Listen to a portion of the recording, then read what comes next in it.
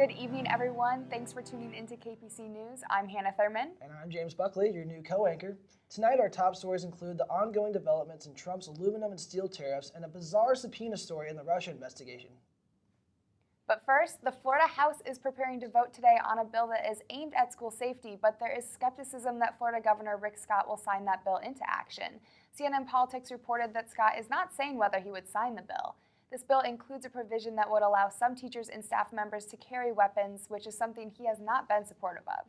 The Marjorie Stoneman Douglas High School Public Safety Act would also raise the age to purchase a firearm from 18 to 21, require a 3-day waiting period, ban the sale or possession of bump fire stocks, and more.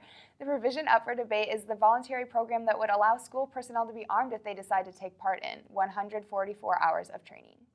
On Monday, Attorney General Jeff Sessions announced the Justice Department will be suing California Governor Jerry Brown and California Attorney General Xavier Becerra for their interference in a federal immigration undertakings and use of sanctuary cities, NBC reported. The lawsuit could potentially include 3 other states utilizing sanctuary cities. Brown responded to the lawsuit stating, "At a time of unprecedented political turmoil, Jeff Sessions has come to California to further divide and polarize America. Jeff, these political stunts may be the norm in Washington, but they don't work here. Sad." President Trump promised to end the DACA program by March 5th, and now after going through the court system for months, he will get his chance to end the Obama-era program. Roger Titus, the federal judge in Maryland, has dismissed a challenge to Trump's decision to end DACA, reported The Hill. However, the court has made it clear that it doesn't like the outcome of the case, but the court is constrained to the Constitution and the law. The court decided that the administration had not acted in an incorrect way legally and therefore should be phased out.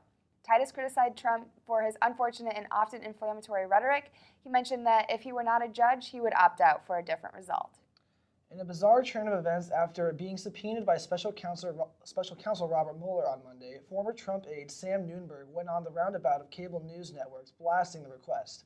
In an interview with CNN's Jake Tapper, Nunberg even stated, quote, "I'm going to be the first person in history to say I'm flat out not going," in regards to speaking in front of a grand jury. Since then, Nunberg has retracted his statements and will cooperate in the investigation. The Texas primaries were held today, and after strong support from Democrats going out and a raise in Democrats voting, Texas remains red. NPR reported that the Democratic state was up in the 50 most populous counties, but the rural vote was still strongly Republican. Ted Cruz had twice the votes of the top Democratic candidate, Beto O'Rourke, proving that Texas is still Texas. Now, our top story this week comes from the string of responses toward President Trump's new aluminum and steel tariffs.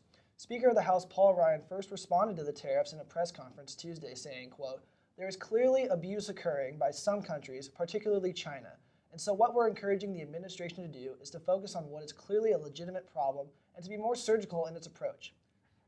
Later in the day, Senate Majority Leader Mitch McConnell shared similar concerns, saying, quote, "There is a lot of concern among Republican senators that this could metastasize into a larger trade war," he said in the Capitol. "We are urging caution." Later in the day, Trump's top economic advisor, Gary Cohn, announced his resignation. The New York Times reported that the White House isn't saying why he chose to depart, but many believe that it is because of an internal struggle with Trump's plan to impose tariffs on aluminum and steel imports.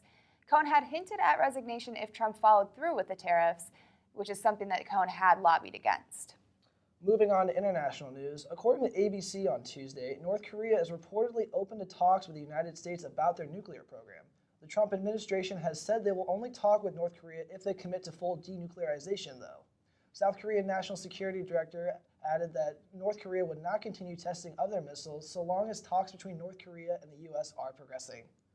Finally, House Minority Leader Nancy Pelosi has called a raid of illegal immigrants in California last week unjust and cruel. Fox News reported that the 4-day raid was in the San Francisco Bay Area that led to the arrest of 232 illegal immigrants. Immigration and Customs Enforcement said that 180 of them were either convicted criminals or had been previously removed from the country but came back illegally. Oakland's Mayor Libby Schaaf tweeted out a warning of the raid, which officials believe led to 800 illegal immigrants fleeing. Pelosi released a statement on Wednesday accusing the White House of terrorizing innocent immigrant families. She also said that this marked a new low coming from the Trump administration. That's the political news for the week. Thank you for tuning in to KPC. I'm Hannah Thurman. And I'm James Buckley. See you next week.